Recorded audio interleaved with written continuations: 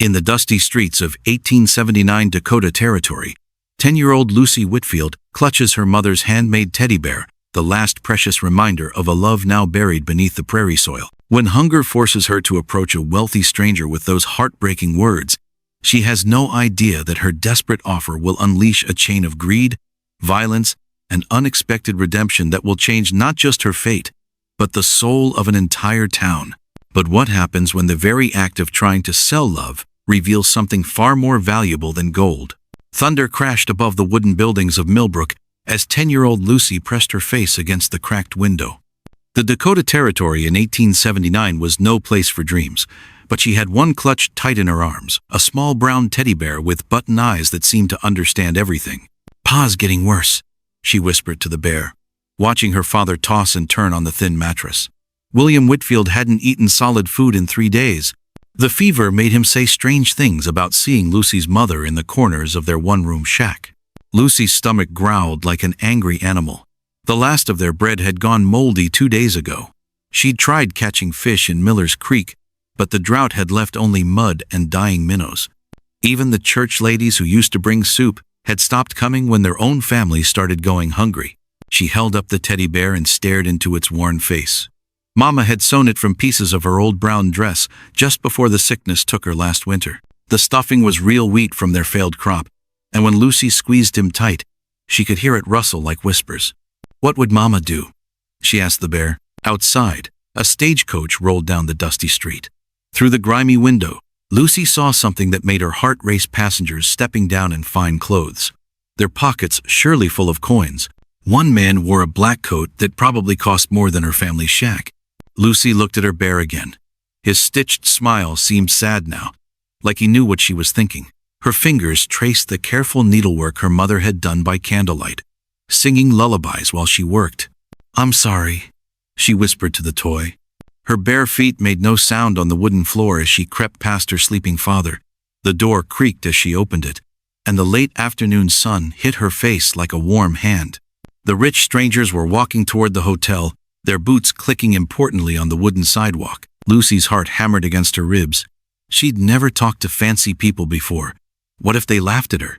What if they called the sheriff? But Pa needed medicine, and medicine cost money. And money meant she took a shaky breath and stepped into the street.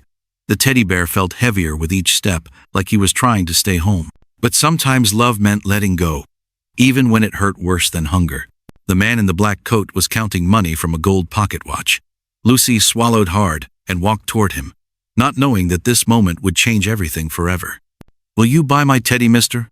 We haven't eaten for a week." The words tumbled out before Lucy could stop them. The fancy man in the black coat turned around, and she saw kind eyes behind wire spectacles. He looked nothing like the mean rich people in the stories Mama used to tell. "Your teddy?" Henry Crawford knelt down so they were the same height. His voice was gentle, like he talked to children often. "That's quite a special bear you have there." Lucy nodded, her throat tight. "Mama made him before she went to heaven. His name is Wheat because that's what's inside him." She squeezed the bear, and the dried grain rustled softly. Crawford's partner, a thin, nervous man, tapped his foot impatiently. "Henry, we really should check into the hotel. The railroad meeting starts at 8 sharp and—" "In a moment, Aldrich." Crawford never took his eyes off Lucy. "Tell me about your mama, child." "She could sew anything," Lucy said, her voice getting stronger. "She made all my dresses and Pa's shirts and even curtains for our window. But then she got sick, and the doctor couldn't help her. And now Pa's sick too, and I don't know what to do." Something flickered across Crawford's face, a shadow of old pain. He reached into his coat and pulled out a shiny gold piece. Lucy's eyes went wide. She'd never seen so much money at once. $20, Crawford said. "More than enough for food and medicine." Lucy's hand shook as she started to hold out the bear. But then she stopped. "Why are you being so nice? Most grown-ups don't care about kids like me." Crawford was quiet for a long moment. Behind him, Aldrich shifted his weight and muttered something under his breath about wasting time. But Crawford seemed to be fighting some invisible battle with himself.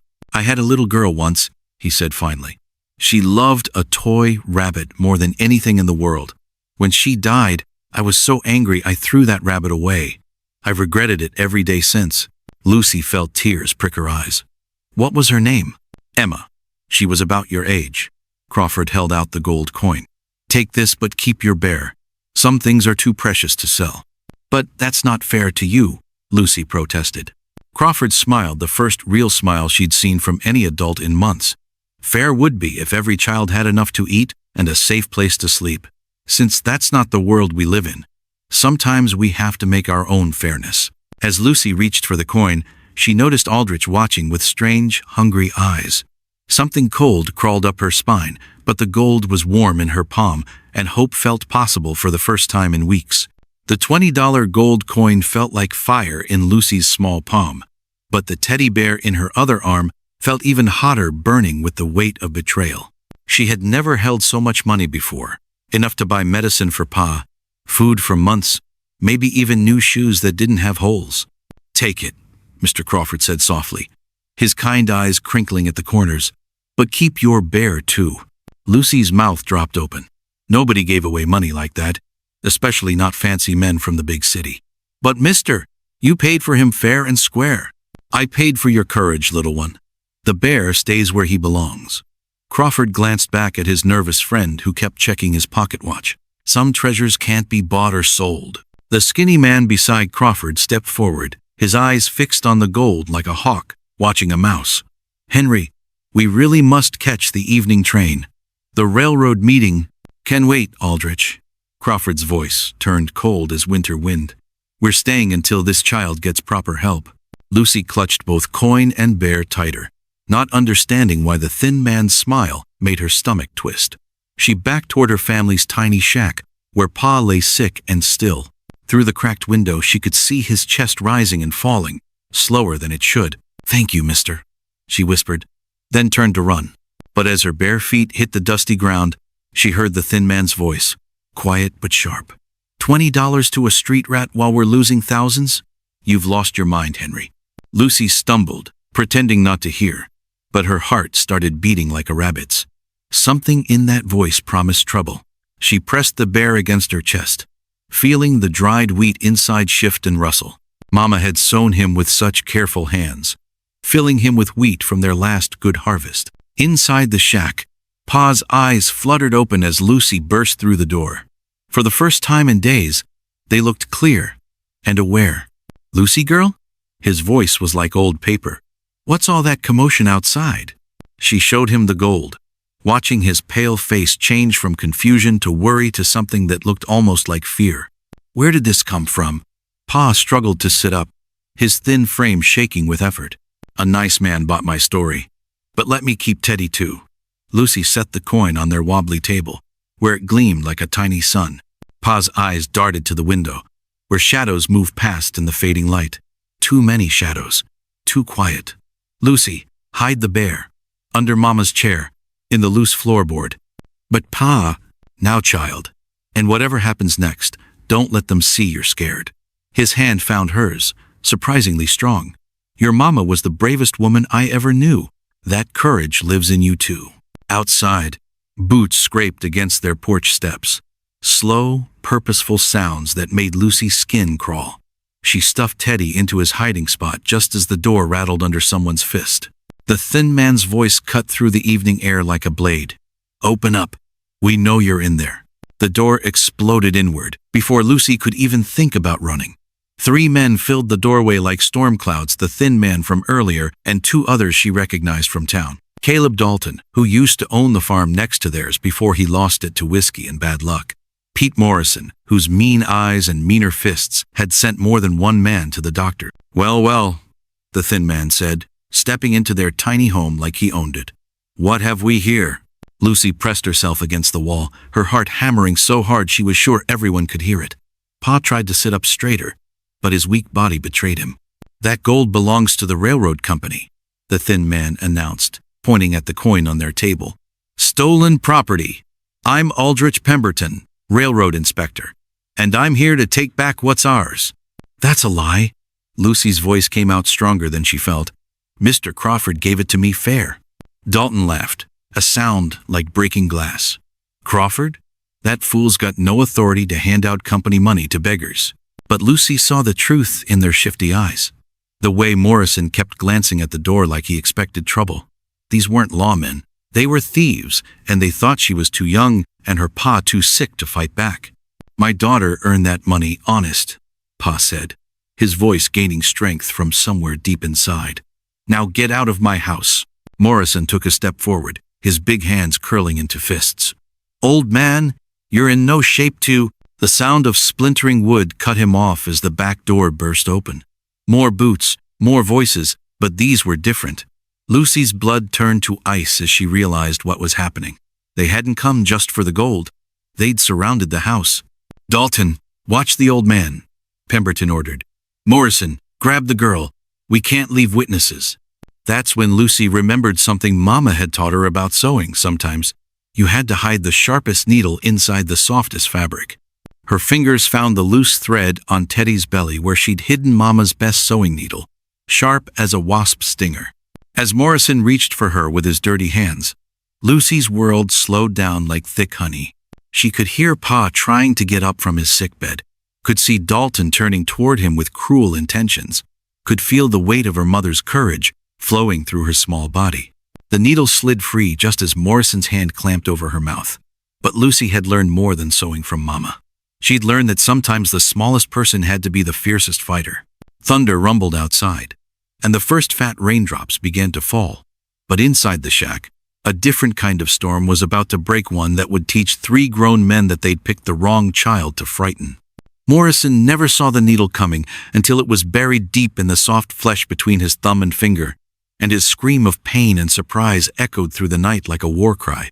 Thunder crashed overhead as 3 men surrounded Lucy's tiny shack like hungry wolves.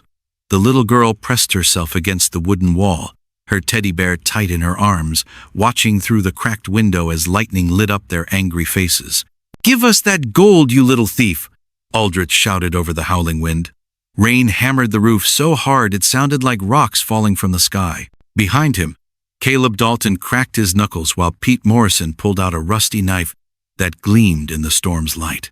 Lucy's sick father tried to sit up on his bed, but he was too weak. His face was pale as milk, and sweat covered his forehead even though the night air was cold. "Leave her alone," he whispered, but his voice was so quiet the men couldn't hear him over the thunder. "We know that railroad man gave you stolen money," Morrison growled, stepping closer to the door. "That gold belongs to the company, not some dirty little girl." But Lucy remembered what her mother used to tell her about bullies. "Stand tall, even when you're scared," she had said. "Sometimes the smallest person in the room has the biggest heart." The door burst open with a loud crash. All 3 men rushed inside, their boots making the old floorboards shake. Lucy's heart beat so fast she thought it might jump right out of her chest. "There's the gold," Dalton pointed at the shiny coins sitting on their wobbly table. "And there's the brat who stole it," Aldrich added, reaching out with his long, thin fingers. That's when Lucy noticed something strange. Her teddy bear felt different tonight. Heavier. Her mother had hidden something special inside when she made him, a sharp sewing needle for emergencies. Lucy had forgotten all about it until now. Morrison grabbed her arm, his rough hands hurting her skin. "Come here, little girl. We're taking that money, and you're coming with us to make sure you don't tell anyone what happened." Lucy's mind raced like a wild horse. These men wanted to hurt her and her father, just like the bad people in the stories her mother used to read. But in those stories, the good people always found a way to win, even when things looked hopeless. As Morrison dragged her toward the door, Lucy worked the sharp needle out of her bear's belly. Her fingers moved carefully, quietly, while the men argued about how to split the gold between them. $20 is a lot of money, Dalton was saying. "We could buy food for weeks." "Or whiskey," Morrison laughed, not paying attention to the little girl in his grip. That's when Lucy struck. The needle went deep into the soft skin between Morrison's thumb and pointer finger. He screamed louder than the thunder outside and let go of her arm immediately. "You little wildcat!" he yelled, blood dripping from his hand. But Lucy had already run to her father's side, still holding her precious teddy bear. The men were angry now, angrier than before, and through the broken door, she could see another shadow moving in the storm. Someone else was coming.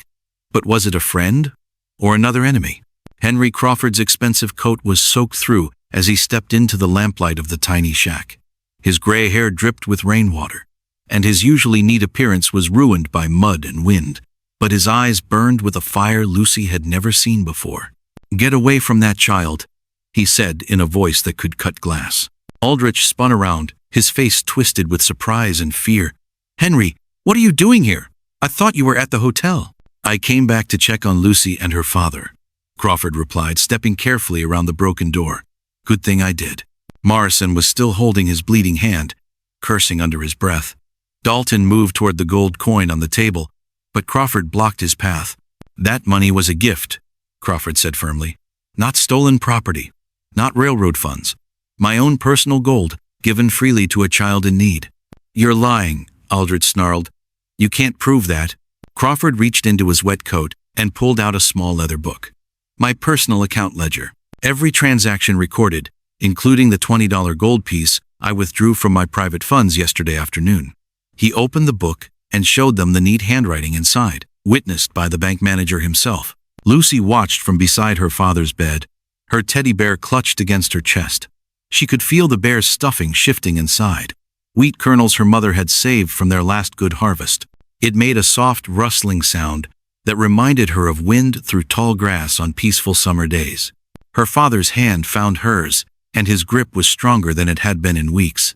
The medicine Crawford had helped them buy was finally working. His fever was breaking, and his eyes were clear for the first time in days. "These men broke into our home," William Whitfield said, his voice gaining strength. "Threatened my daughter, tried to steal from us." Morrison wrapped his wounded hand in a dirty cloth. "We were just trying to return stolen property to its rightful owners." "Liar," Crawford said. "You followed me here, Aldrich. Watched me give Lucy the gold. Then you recruited these two desperate men to help you steal from a child and her sick father." Lightning flashed outside again, but this time it seemed different, less angry, more like nature was washing the world clean after a long, dirty day. Lucy looked at the three bad men, then at Crawford, then at her father. Something was changing in the room, like when storm clouds finally break apart to let sunshine through. "Why did you really come back?" she asked Crawford quietly.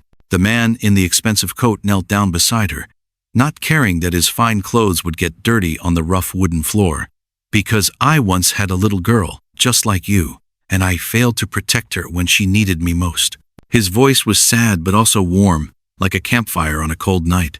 "I won't make that mistake again." Aldrich and his two friends looked at each other nervously. They had expected to find one sick man and a helpless child. Instead, they found a family that wouldn't give up, and a stranger who had chosen to become their protector. But the night wasn't over yet, and Lucy sensed that the biggest surprise was still waiting in the shadows outside. The hammer fell with a sharp crack against the wooden sign, and Lucy jumped at the sound. 3 days had passed since the fight, and now Crawford was hanging a new sign above the old empty store. Millbrook General, Fresh Start Trading Post. But something felt wrong about his smile today. "Mr. Crawford," Lucy said, clutching her teddy bear tighter.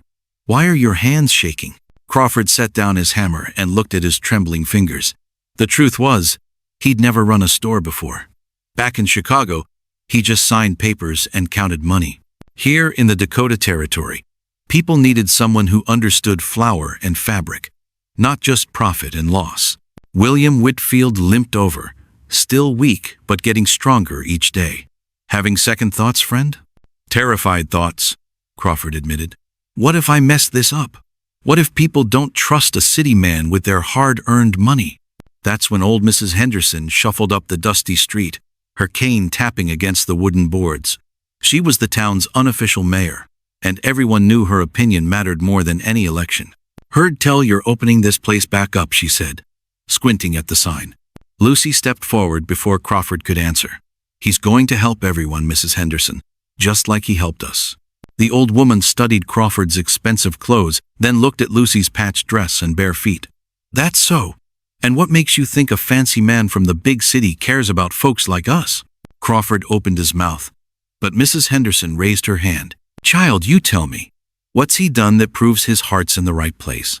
Lucy thought about the gold coin, about how Crawford had fought 3 men to protect her family, about how he'd torn up his train tickets to stay. But instead of saying any of that, she held up her teddy bear. "He could have taken Mama's bear. He paid for him fair and square, but he gave him back because he knew some things are more important than buying and selling. Mrs. Henderson's stern face softened just a little. "And what's that bear mean to you, honey?" "Everything," Lucy whispered. "He's got Mama's love sewn right into his stuffing. When I hold him, I can still feel her hugs."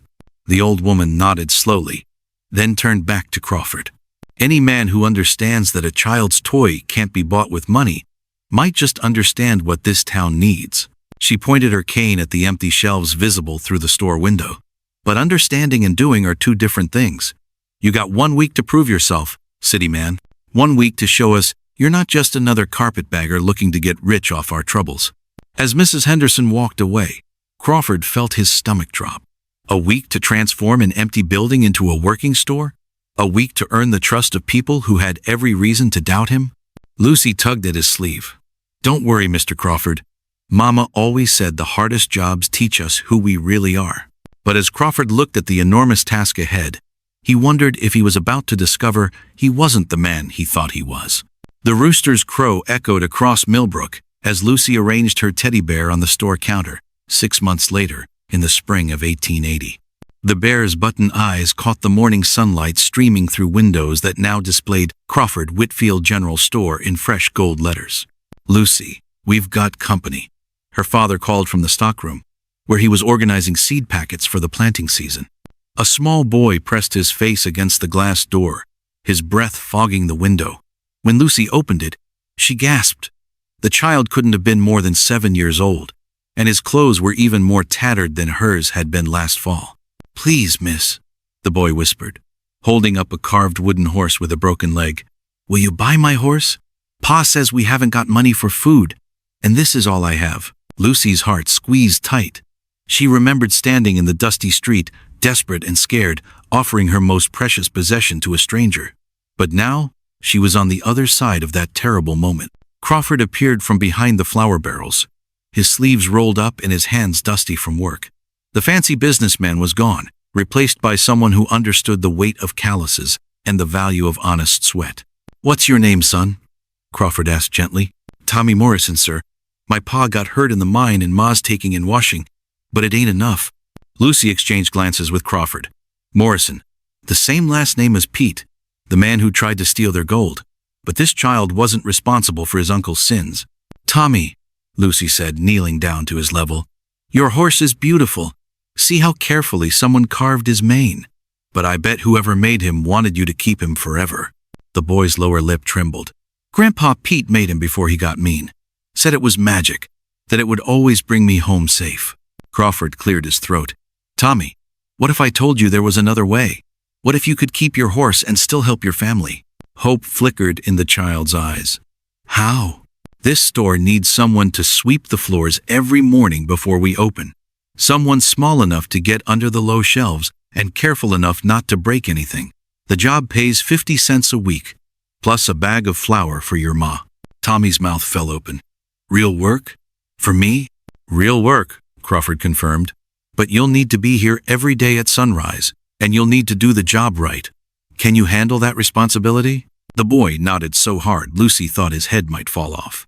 As he ran home to tell his mother, clutching both his wooden horse and his first real job, Lucy felt something warm spreading through her chest. "Think we did right?" she asked Crawford. He smiled, watching Tommy's small figure disappear around the corner. "I think your mother would say we learned something important today." "What's that?" Crawford picked up Lucy's teddy bear, feeling the familiar rustle of wheat in its worn body. "That the best way to honor what we've received is to pass it on." Lucy nodded, understanding flowing through her like sunlight through water. Outside, the Dakota Territory stretched endlessly toward the horizon, but inside their little store, something precious was growing. A place where love mattered more than money and where broken things could always be mended. The teddy bear seemed to smile from his place of honor on the counter, guardian of dreams and keeper of promises, watching over a world where the smallest gestures created the biggest changes.